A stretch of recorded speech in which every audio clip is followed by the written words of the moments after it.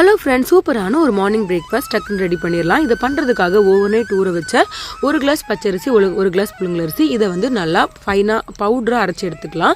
இதை தண்ணி விட்டு அரைக்கக்கூடாது, நார்மலாக பவுடராக தான் அரைச்சி எடுக்கணும். இதை பண்ணுறதுக்காக அப்புறமா ஒரு மூடி தேங்காய், ஒரு அரை பெரிய வெங்காயத்தை நல்லா ஃபைனாக அரைச்சி எடுத்துக்கலாம். லைட்டாக தான் தண்ணி ஆட் பண்ணணும், பார்த்துக்கோங்க.